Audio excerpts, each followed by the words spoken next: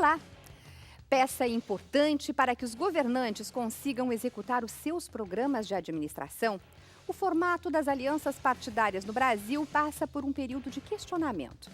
Por um lado, esta forma de governo de coalizão dá à democracia brasileira uma certa estabilidade em relação à história da República no país. Por outro, tem prejudicado a credibilidade no meio político, quando partidos antagônicos no campo ideológico formam alianças esdrúxulas por meros interesses eleitorais. Amplas alianças para garantir governabilidade. A cada eleição, observam-se coligações cada vez mais amplas, com o objetivo de obter maioria no parlamento, a fim de que os planos de governo possam ser cumpridos. Porém, nem sempre uma grande base se traduz em amplas vitórias em votações importantes. No âmbito nacional, recentes derrotas do Poder Executivo em matérias como Código Florestal, royalties do petróleo ou a reforma do ICMS têm demonstrado que a relação deste governo de coalizão está difícil. O que é necessário mudar neste formato de alianças políticas para permitir o amadurecimento da democracia? Pois para responder essas e outras questões, nós convidamos para o Mobiliza de hoje José Luiz Bica de Mello, professor de Teorias Sociológicas e Teorias Políticas da Unicinos. Juliano Corbellini, doutor em Ciência Política e consultor em Marketing Eleitoral. E Maurício Moya, professor de Ciência Política e pesquisador do Centro de Estudos Internacionais sobre Governo da Universidade Federal do Rio Grande do Sul. Lembrando que você pode acompanhar o programa também ao vivo pelo site da TVE, que é www.tve.com.br, ou então através do link, ou melhor, através do link TVE ao vivo. Sejam bem-vindos. Muito obrigado. Para começar, então, o nosso bate-papo, o nosso debate aqui, na atual conjuntura, um governo pode se manter sem alianças? Eu diria até que não é nem só uma questão de conjuntura, né? A formação social do Brasil, da democracia brasileira, ela é uma formação pluralista. O Brasil, a representação política do Brasil, ela não caberia numa moldura de estilo bipartidário, por exemplo, né? Com duas grandes forças, onde você forma a maioria e forma a minoria. Né? O Brasil é um país muito plural politicamente. E para você estruturar um governo que tenha maioria e condição de governar, isso necessariamente passa pela estruturação de alianças de governo, e isso antes passa pela estruturação de coligações partidárias. A gente tem exemplos na nossa história, né, num período recente, num período mais longo de tempo, assim, né, de presidentes que tentaram governar sem coalizão. A gente tem o exemplo de Collor, a gente tem exemplo, antes do golpe, a gente tem o exemplo de Jânio Quadros, que são exemplos que mostram assim, essa impossibilidade. E se nós olharmos o Brasil, apesar de todas as crises políticas e conjunturais que ele teve, desde a redemocratização, o Brasil ele conseguiu, os governos eles conseguem funcionar razoavelmente dentro de uma lógica de coalizão. Tanto o governo Fernando Henrique, quanto o governo Lula, quanto o governo Dilma. Então eu estava vendo a reportagem, eu acho que essa crise que nós tivemos mais recente de relacionamento do governo com o Congresso, particularmente com o PMDB, ela é uma crise muito mais política do que uma crise do sistema de coalizão. Uhum. E vocês compartilham, professor Bica? Eu compartilho com o que foi dito pelo colega e acrescentaria, né, que nós temos nas democracias contemporâneas o estabelecimento de acordos, de alianças de variados tipos como uma regra, né? Quer dizer, a governabilidade ela passa por essas alianças. O que nós temos no caso brasileiro, que temos que levar em conta, é uma diversidade regional que isso, por vezes, embaralha desde o ponto de vista do olhar do eleitor, do cidadão, como é que é possível um determinado acordo, uma determinada aliança em nível federal, né? Então, essa é uma questão que é importante verificar. Agora, sem acordos, a governabilidade é praticamente impossível. Professor Maurício Maia também? Eu acho que a crise desse momento, acho que com relação entre os partidos da base, acho que tem mais, digamos, chama mais atenção do eleitor comum pelo fato que foi mencionado na reportagem, que é da diferença ideológica dos partidos que compõem a base. Né? Quando o Brasil sempre funcionou na República como partidos, como governos de coalizão, tanto no nível federal quanto no nível estadual e muitas vezes no nível municipal, os prefeitos, os governadores e o presidente governavam com uma base multipartidária, com o seu partido e mais alguns partidos aliados. Acho que o que mudou de uns tempos, digamos, do governo Lula para cá, que chamou a atenção e acho que isso causou mais confusão, é que antes as coligações tinham um certo ordenamento, uma coerência ideológica. Era de centro-direita ou de centro-esquerda, e agora, a partir do governo Lula, houve partidos de direita e de esquerda e de centro na mesma coalizão. Então, isso, para poder coordenar uma coalizão desse tipo, mais heterogênea, tem que ter mais habilidade. E como vocês, cientistas políticos, explicam assim, esta coalizão, essas coalizões assim, que parecem tão diferentes? Bom, acho que no caso do Brasil tem a ver com a necessidade do PT de chegar, com a vontade do PT, desejo de chegar ao governo. Ele percebeu estrategicamente que era importante conquistar eleitores mais ao centro. E tanto que a aliança com o PL para a eleição do Lula em 2002 foi fundamental. Escolher um vice-presidente de centro e até mais, digamos, de direita, representante dos empresários. Então, eu acho que o sucesso do governo Lula também tinha lá uma semente dessa crise que nós vemos hoje no Brasil. A gente fala uma crise, fala, então o sistema político brasileiro está sob risco. Não. Fazer política é contornar pequenas crises, ora maiores, ora menores, não deixar que elas se tornem catástrofes. Então, acho que nesse momento do governo do Dilma há uma crise, há uma instabilidade, mas que a democracia brasileira tem total condições. Eu acho que aí depende muito mais das lideranças e dos políticos envolvidos do que das regras existentes. Hoje que as regras estão estáveis e dão condições para que esse governo veja que mesmo num momento de certa instabilidade na base, não há crise, não há risco para a economia, ninguém fala, não está ameaçando a volta da inflação, é mais uma questão política, como falou o professor Corbellini. Como faz parte da democracia, né? Mas assim, vocês acham que os eleitores, que a população em geral, como é que se dá a percepção da população a essas coalizões? Olha, eu acho que a gente tem que tratar com muito cuidado esse problema da percepção do eleitor, e da percepção das alianças que se formam como alianças mais ou menos coerentes. A gente não pode pensar que o sistema político brasileiro, que foi formado de uma determinada maneira, né, com uma determinada história, quer dizer, nós temos uma história muito frágil de formação dos partidos políticos no Brasil, e nós temos a história da formação do sistema político brasileiro, é uma formação muito tutelada pelo Estado. Os partidos no Brasil, ao contrário, por exemplo, da maioria dos partidos europeus, eles não são partidos que nascem como expressão da sociedade, eles são partidos que nascem, né, como uma forma que as elites políticas a cada momento tinham para partilhar, para se organizar, para ocupar o poder. A gente não pode imaginar que esse sistema ele produza as mesmas referências, do seu ponto de vista, entre aspas, assim, ideológicas, que existem em outros lugares do mundo. A gente não pode querer imaginar que no Brasil do século XXI as pessoas vão ler, o eleitor comum vai olhar os partidos, vai olhar direita, centro-esquerda, socialistas, liberais, conservadores, e vai achar nisso um sentido, porque são categorias que elas vêm de muito tempo atrás. Inclusive, essa questão das alianças ela é muito fascinante. A gente tem hoje na Itália, na Europa, em vários países, eu estou a Itália, exemplos de antigos adversários históricos que governam juntos.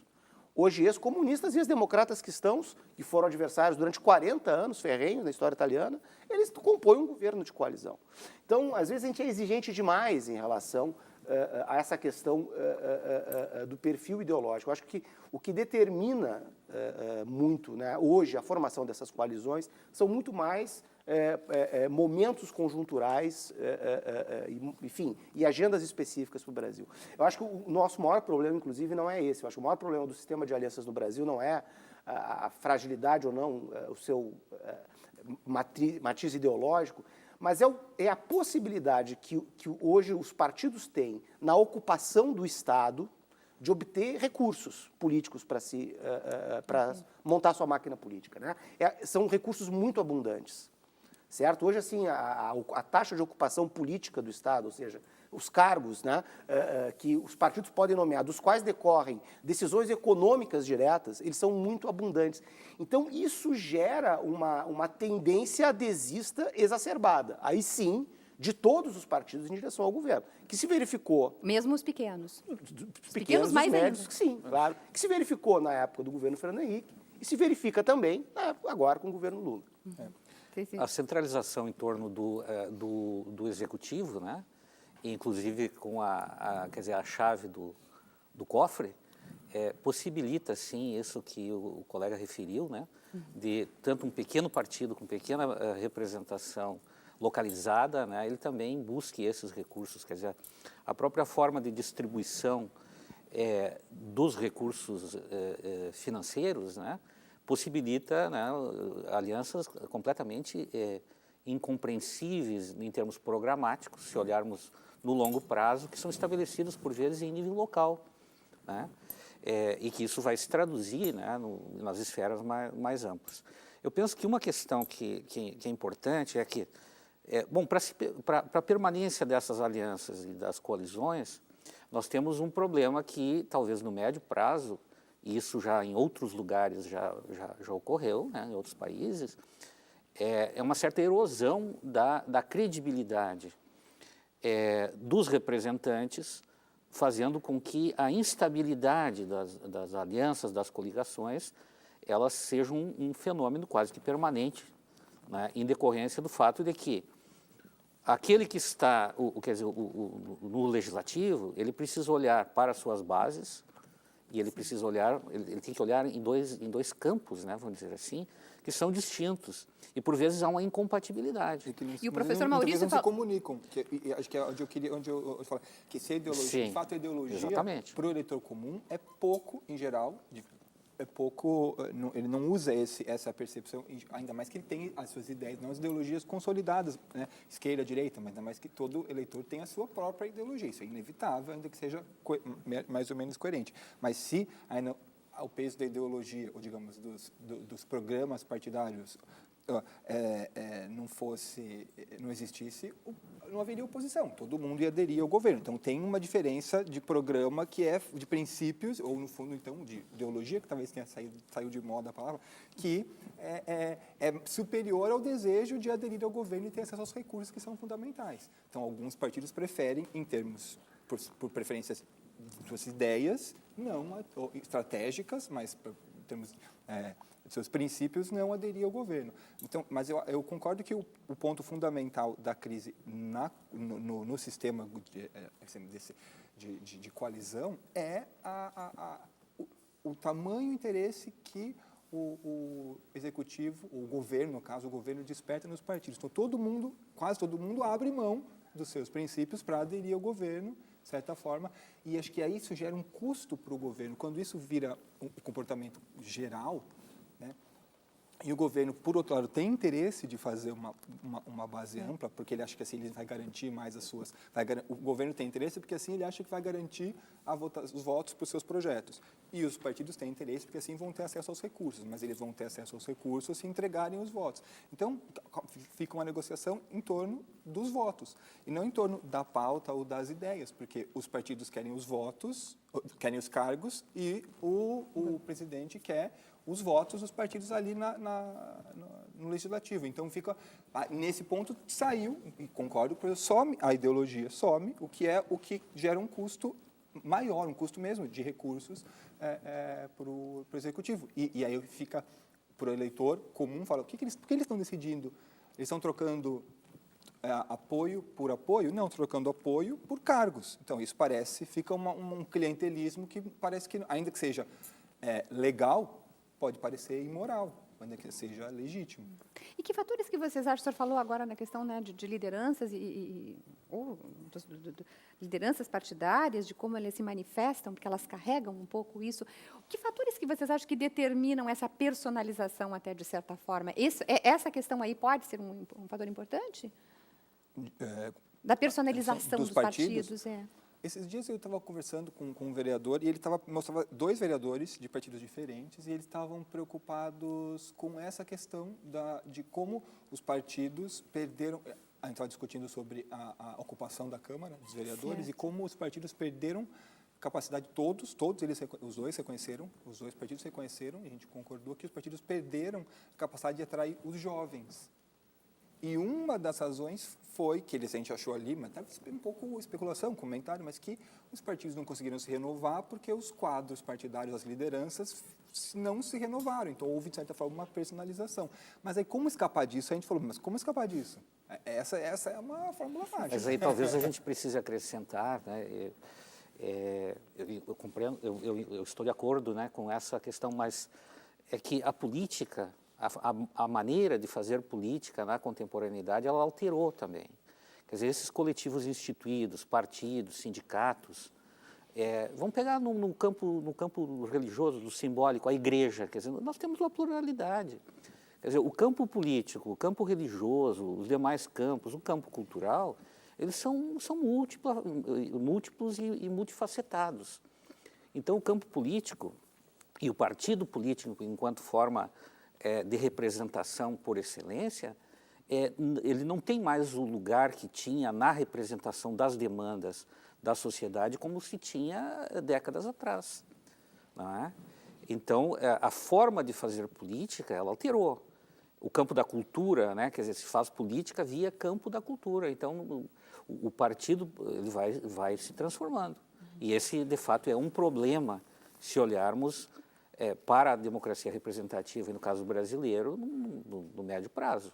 Como fazer governabilidade com partidos fragilizados ou com personagens envelhecidos, no sentido amplo da palavra, não aqui no sentido etário propriamente das lideranças, mas na forma do partido se apresentar e procurar representar. Tá certo. Vamos retomar esse e outros assuntos e agora vamos fazer um breve intervalo e já voltamos com Mobiliza.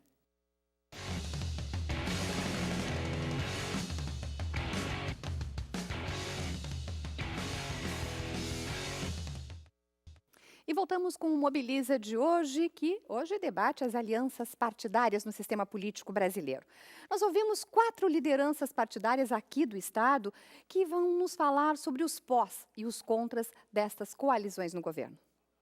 Primeiro, eu gostaria de dizer que nós tínhamos que ter redutores ou limitadores para o número de partidos no Brasil. Como a democracia deixou livre aqui, foi uma conquista, acabou se proliferando o número de partidos e cria uma certa dificuldade de algum partido fazer maioria ou no Congresso Nacional, ou nas câmaras de vereadores, ou na Assembleia. Portanto, tem que fazer alianças para governabilidade. Por isso, a busca dessa aliança. Mas o ideal é que tivesse menos partidos e tivesse mais posicionamento ideológico, né? Com isso não ficando partidos simplesmente de aluguel ou para ceder tempo de TV ou de rádio. Do ponto de vista administrativo, a decorrência desse sistema eleitoral é tornar inviável os governos. Nós precisamos ter alianças eleitorais, elas são possíveis, podem ocorrer, mas elas têm que ser prévias às eleições, em torno de um programa muito claro, muito definido, e que todos os partidos que estão de acordo com aquilo tenham o compromisso, a responsabilidade de cumprir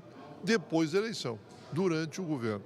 Hoje, na forma como está, a aliança é às avessas. Basicamente, no interesse das partes envolvidas, às vezes até no toma lá da cá, o que é lamentável.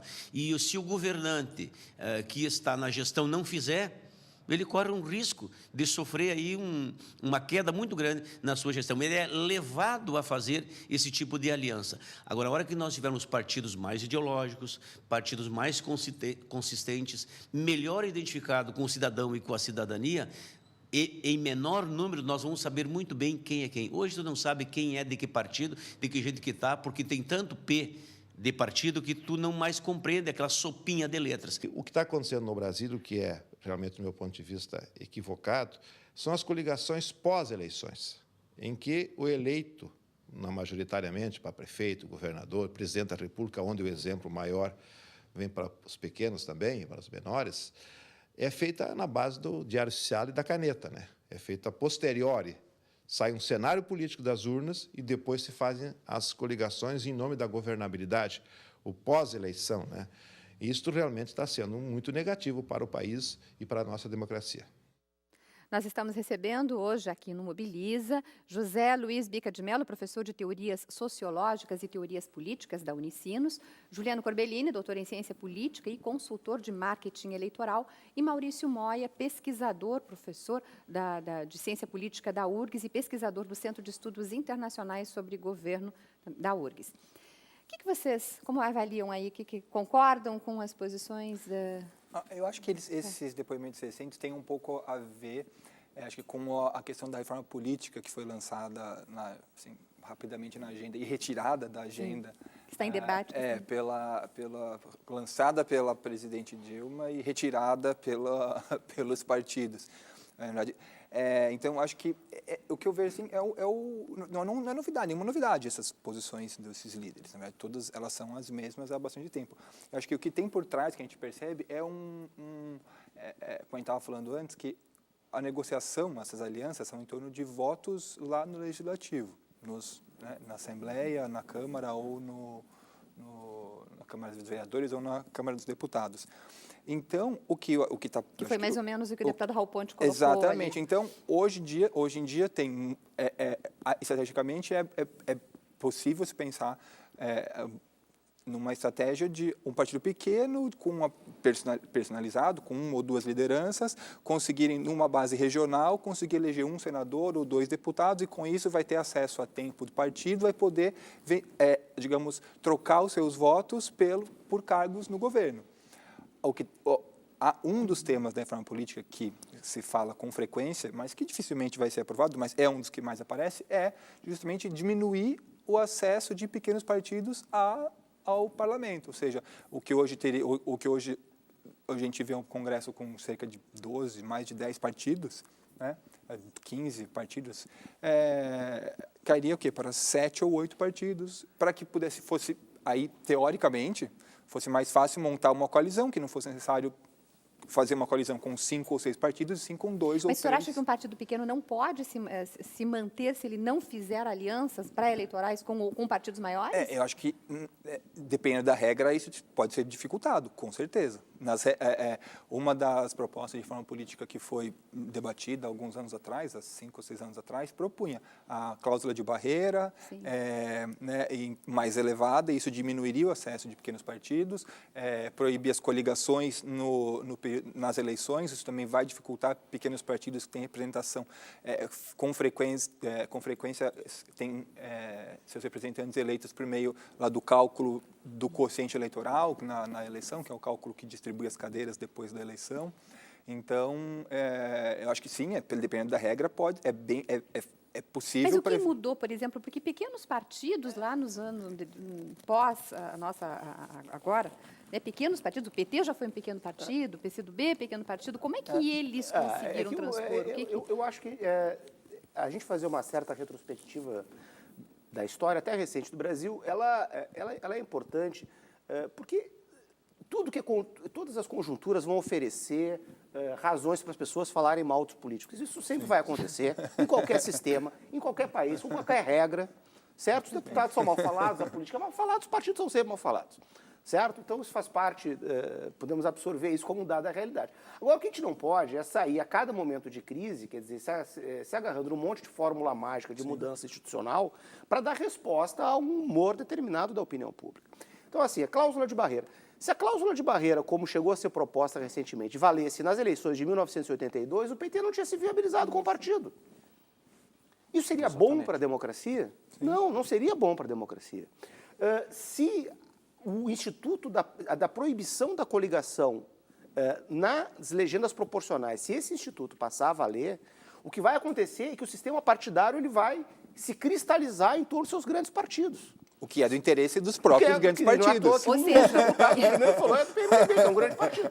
Então, quer dizer, isso é bom. Para os grandes partidos é bom. Para os grandes partidos é bom. Agora, e para os outros? Quer dizer, para a democracia é bom, pode ser bom. Quer dizer, isso vai gerar isso não vai tirar da democracia brasileira uma possibilidade de maleabilidade, de surgimento de novas lideranças. Hoje existem lideranças colocadas no cenário presidencial que elas estão se construindo por fora dos grandes partidos. Tem Eduardo Campos e Marina Silva. Bom, numa sociedade como a nossa, eu acho que é plenamente legítimo. Talvez eles expressem ou não, isso a gente vai ver na eleição, um tipo de agenda que está colocada na cabeça das pessoas e que não está colocada na cabeça nos programas partidários. Então, daqui a pouco a gente começa a agarrar formas que vão engessando o que a democracia brasileira tem de mais rico, talvez, que essa sua diversidade. Se nós olharmos também as coisas, se a gente olhar com aquela coisa do depressivo, né? O copo pode estar meio cheio ou meio vazio. Eu prefiro achar que ele está meio cheio. Se a gente olhar numa certa perspectiva, a experiência brasileira pós-ditadura militar, do seu ponto de vista democrático, ela não é uma experiência que fracassou. Não é. O Brasil teve 2 governos muito estáveis, estruturados em torno de grandes partidos, que foi o governo Fernando Henrique e o governo Lula. Os 2 presidentes que o Brasil elegeu depois, enfim, do acidente que foi Collor, são lideranças que surgiram no meio da mobilização da sociedade contra o regime militar. Fernando Henrique e Lula. Então, a gente não está num espaço, enfim, da crise, da ingovernabilidade. Eu acho que não. Do seu ponto de vista democrático, o Brasil avançou. Do seu ponto de vista econômico, o Brasil avançou. E, bom, tem muitos problemas. É óbvio que tem, mas isso tem em qualquer democracia do mundo. Para mim, o principal problema, se eu tivesse que escolher uma reforma para ser feita, é aquela da qual nenhum dos partidos falam, que não é a regra do jogo, mas é a possibilidade do acesso ao pote de ouro. A reforma mais importante, se você quer limitar o alcance da corrupção, o alcance do clientelismo na política, você tem que eliminar o recurso que está à disposição desse clientelismo. Isso é o essencial. Mas né? como fazer uma coisa e outra? Não, por exemplo, eu vou dar um exemplo, talvez, para as pessoas entenderem. Enquanto um partido puder nomear o diretor de compras de uma estatal como o Correio, isso sempre vai ser um prato muito atrativo para ele fazer daquele posto negócios. E eu estou falando de qualquer partido. Estou falando do Correio porque foi quando a primeira reportagem que envolveu a questão do mensalão, ou o departamento de compras do Ministério da Saúde, não sei. Eu tenho que eliminar isso. Entende? Quer dizer, eu tenho que proteger uma parte do Estado com uma burocracia estatal, de servidores, com regras impessoais, que está imune à nomeação política. Eu tenho que diminuir... Carreiras de Estado exatamente. Então, se eu quero diminuir o clientelismo e tudo que decorre disso, a chantagem dos partidos com o governo, etc., eu tenho que diminuir a moeda do clientelismo. Não é um problema do número de partidos, porque se eu tivesse um governo de um partido só, com essa possibilidade de acesso aos recursos que nós temos no Congresso, a disputa predatória pelos recursos ia se voltar para dentro desses partidos, para dentro das alas dos partidos. Não ia mudar nada, isso é uma ilusão. Deixa eu ouvir o professor Bica, que o professor Bica está querendo falar. Sim, exatamente o que o colega referia, né? Quer dizer, sem carreiras de Estado, com uma burocracia estável, né? e selecionada, quer dizer, com critérios republicanos, e não dessa forma personalista, clientelista e episódica, né? Não se elimina um balcão de negócios, né? Independente do número de partidos. Mesmo se fosse 2 ou 3, eu concordo plenamente com o colega Corbellini, de que se voltaria para a parte interna do partido e as correntes estariam se digladiando pelos principais cargos mais rendosos política e economicamente. Deixa eu mudar um pouquinho de assunto e puxar um pouco para a minha área. Como vocês avaliam nestas questões a cobertura da mídia? Ela pode influenciar, ela altera? Como que vocês avaliam? O que vocês acham? Eu acho que, em geral, a mídia tem, assim, ajuda... Ela influencia? Influencia, sem dúvida. O grande público, sem dúvida. Influencia os políticos, sem dúvida. Eu acho que a mídia tem um papel que é fundamental e parte da má imagem da política. Eu acho também, não é culpa da mídia, mas é como a gente fala, quando o policial faz uma boa ação, é o normal. Quando o policial é corrupto, sai na mídia. E aí parece que todos são corruptos. Então, quando óbvio que tem problemas, tem políticos corruptos ou políticos que fazem a negociata, então isso é notícia. E é isso que chega, e não os outros 30 que fizeram um acordo, digamos, mais legítimo. Então, nesse ponto, acho que a cobertura da mídia, em geral, tende a dar mais ênfase para o lado negativo da política que para o lado positivo. Então, isso também ajuda a consolidar um certo preconceito com a política, que chega até a essas manifestações. Você vê uma manifestação que é totalmente política, como essas que houve no Brasil, que têm que ser nomeadas apartidárias, porque isso, para mim, é paradoxal, quer dizer, é sinal dos tempos, mas deveria, numa manifestação como essa, deveriam coexistir os partidos, uns partidos que estão unidos em torno de uma pauta comum. Não, nesse momento que as pessoas se unem, tem uma manifestação política em torno de uma pauta comum, elas expulsam os partidos. Então, você vê como isso é, quando a gente explica isso, é né? Eu entendo que a mídia é um ator fundamental do campo político, é essencial para a democracia, e a mídia influencia, sim. E não tem nenhum um político que não esteja recorrendo e verificando como está, e é terrível estar ausente da mídia.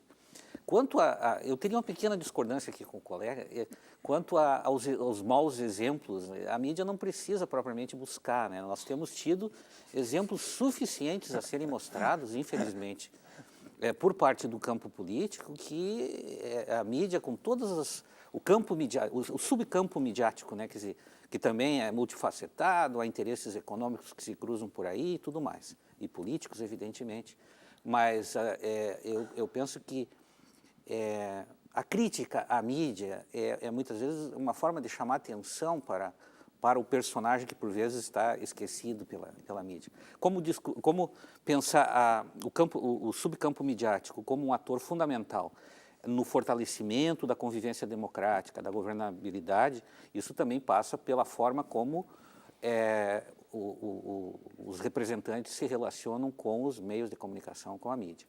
E aí, de fato, nós temos...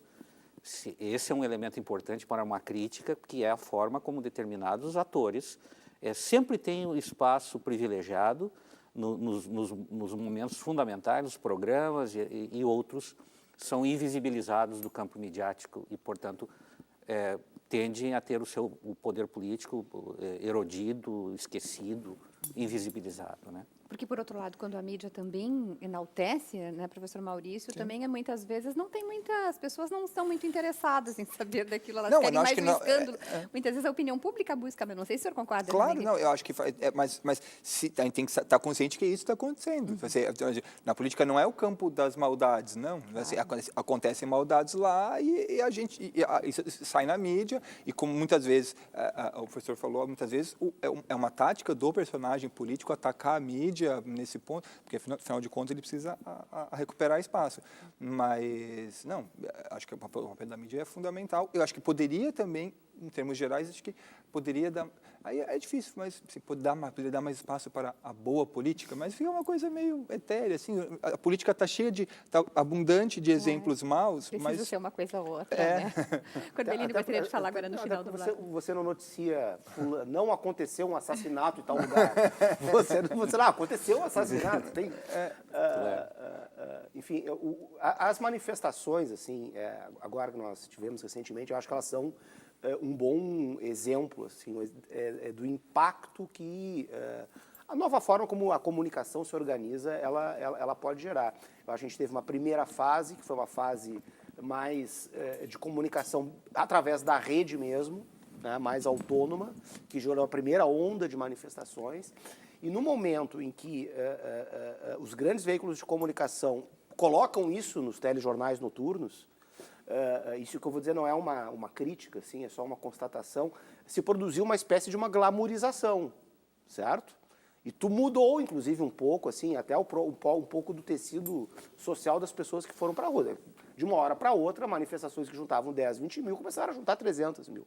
Mas isso é típico... Mas trazendo para esse nosso assunto aqui, acha que a grande mídia leva... Não é que ela leva no sentido manipulador, vamos para... Não, mas é porque eu vejo, eu estou em casa, eu vejo, eu me reconheço, eu também vou. Claro. É um fenômeno absolutamente humano. Mas esse exemplo é bom, mas acho que esse exemplo da mídia é bom porque, veja só, ao mesmo tempo estava ocorrendo a manifestação no local e em outro local ali perto estava ocorrendo depredações. O mesmo helicóptero da mídia vai escolher, focaliza ali nas pessoas reivindicando ou focaliza nos caras que estão quebrando e assaltando. É uma escolha, vai ter que ser feita naquele momento. Então né? Essa realidade, eu acho que ela implica escolhas e implica em disputa. Quer dizer, a mídia, ela age, ela também ela é um objeto de disputa editorial, de pressão, como os partidos, como os governos, enfim.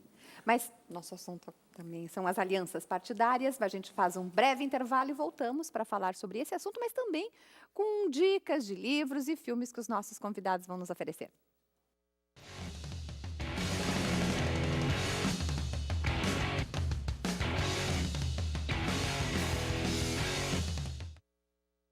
Estamos de volta com o Mobiliza e daqui a pouquinho nossos convidados vão dar sugestões de filmes e livros sobre o nosso tema, o tema do debate de hoje. Agora eu quero só perguntar assim, agora domingo passado, né, houve eleições na Argentina. Tem como comparar estas questões das alianças político-partidárias do Brasil, Argentina ou de outros países daqui da América do Sul? Acho que eu já olhei para o professor Maurício porque na Argentina tem uma diferença. Bom, os partidos na Argentina em algum ponto, né? Acho que então, os atuais partidos argentinos têm uma história mais longeva, né, mais tradicional do que os brasileiros. E eu acho também é isso. E a crise, eu acho, na Argentina ainda que também passa por uma questão dessa mediação de interesses dos partidos, mas acho que ela também tem a questão da renovação que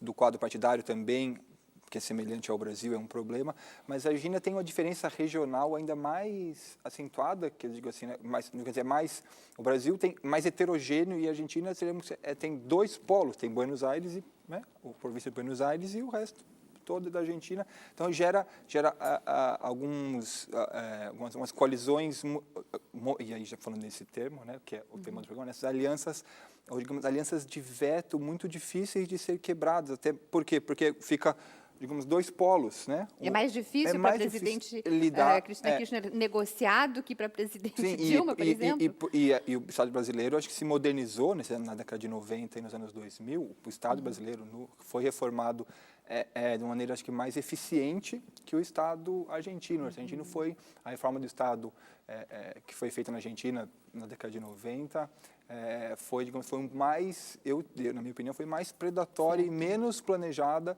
do que a brasileira. Acho que teve um custo. E esse tamanho do Brasil, né? Nós temos diferenças regionais. Como é que isso influi?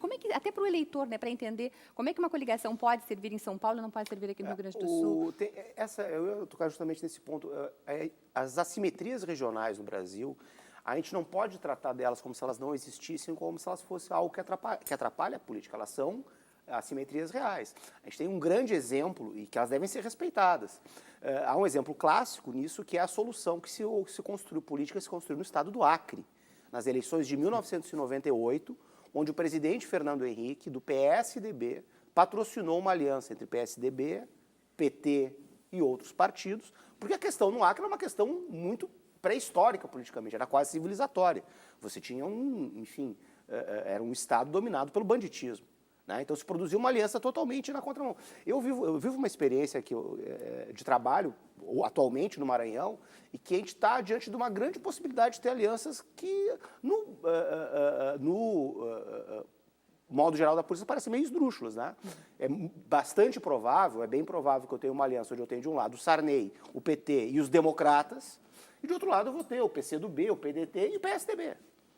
Certo? Bom, por quê? Porque o problema político do Maranhão é o seguinte, nós vamos virar a página e vamos, entendeu? Sair da era Sarney ou não. Essa é a questão política lá, não é um problema ideológico, não é um problema da clivagem política nacional. Então, essas assimetrias, elas existem. Né? E elas também contribuem para que a gente tenha alianças muito mais heterodoxas, né? Entre aspas. E há uma outra questão sobre alianças também, que é importante a gente dar conta.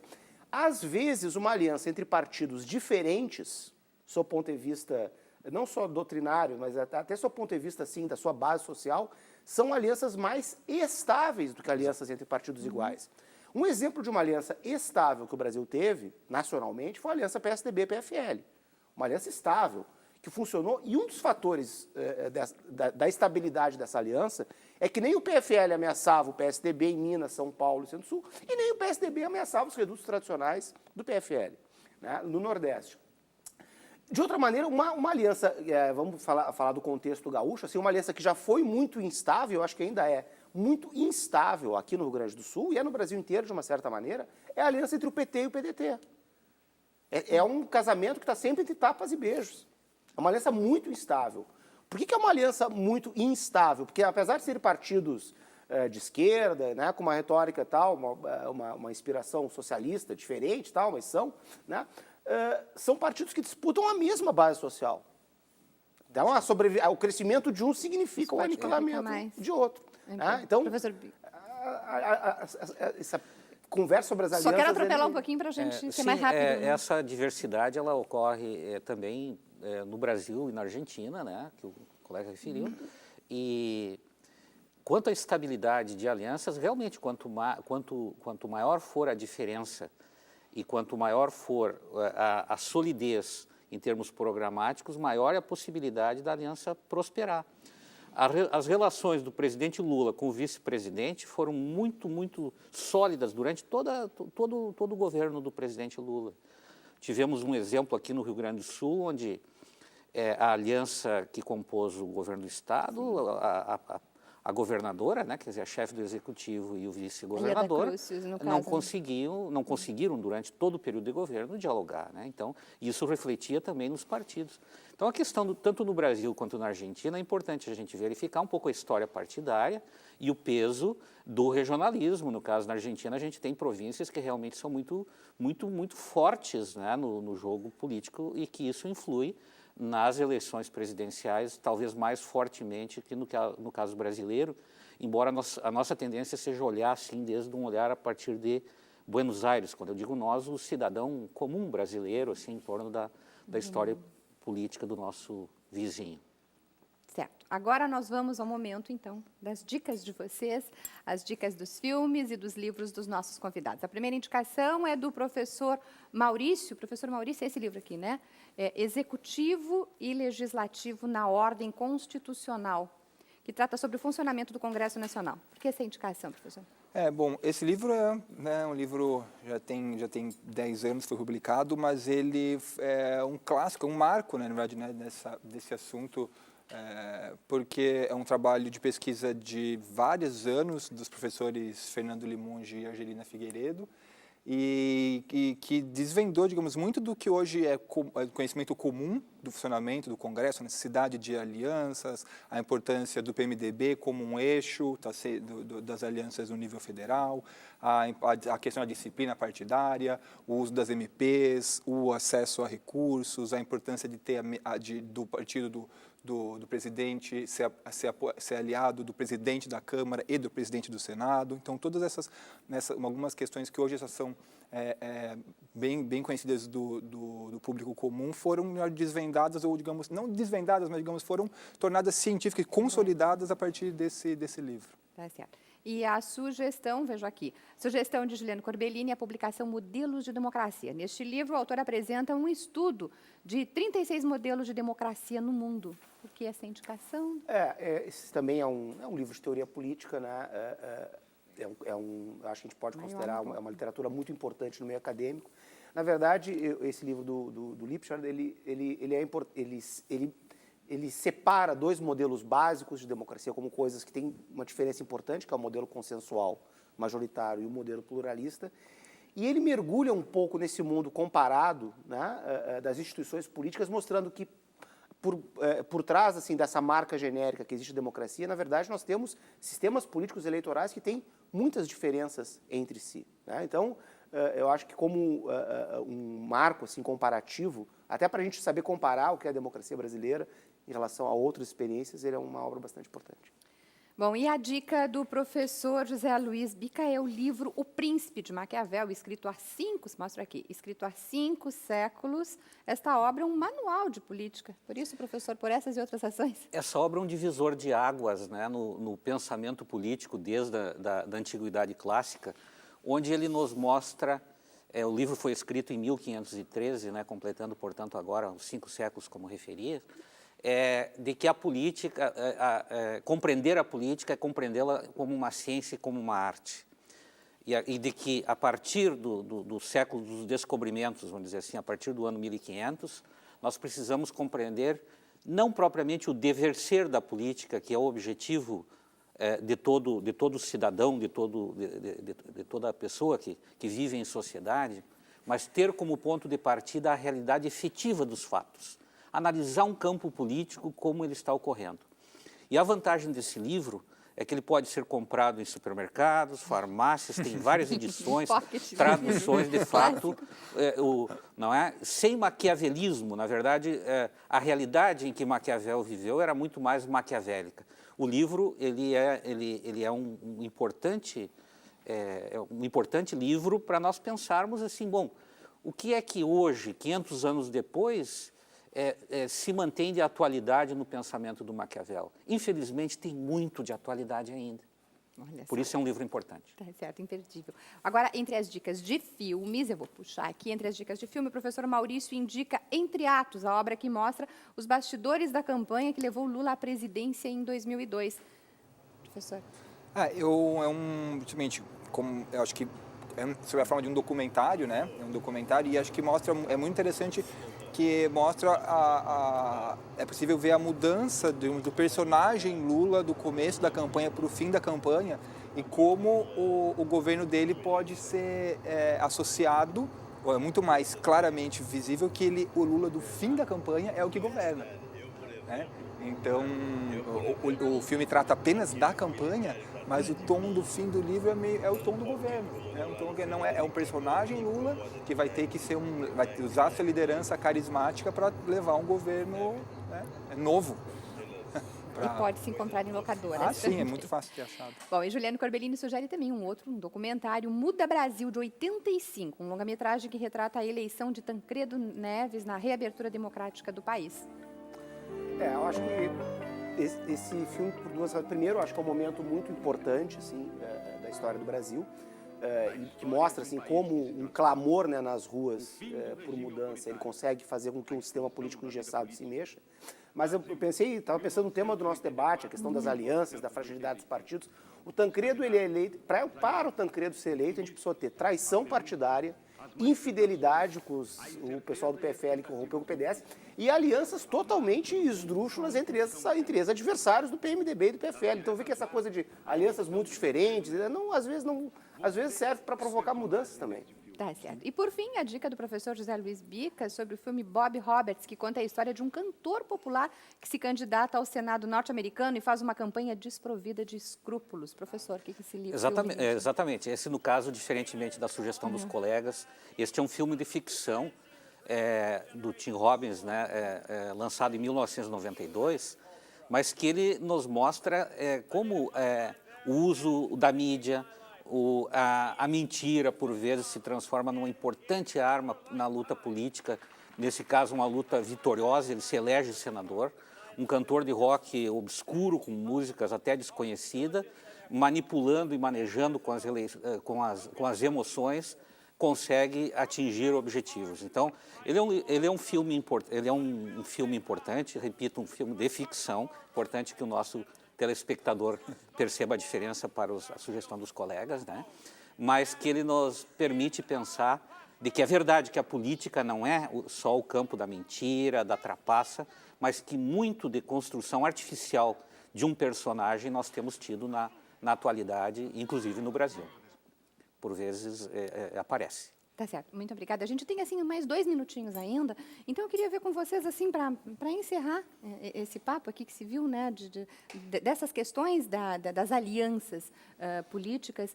Então, o que vocês acham? O contexto é o mais importante, já que se falou de alianças esdrúxulas, de alianças insólitas, mas de alianças também que deram muito certo nesse sentido. Bem, eu acho que, realmente, a cada conjuntura, a gente tem novos problemas, novos desafios se apresentam para os governantes. Então, acho que a Dilma tem parte que lidar com... É o contexto, então. Com o legado do governo Lula, é o contexto, mas o contexto tem deve alguma coisa ao passado, né? Então, eu acho que atualmente a Dilma tem que lidar com sua coligação,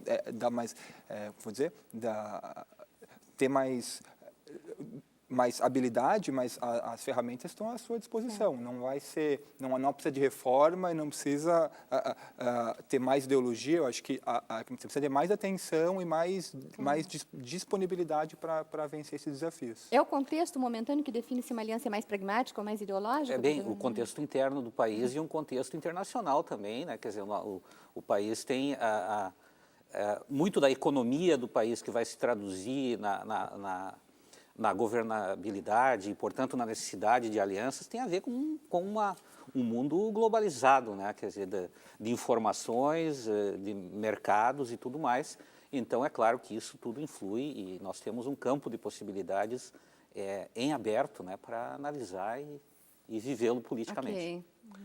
Eu acho que a realidade dos governos de coalizão e das alianças é uma realidade que está aí e que deve permanecer como uma marca do sistema político brasileiro por muito tempo.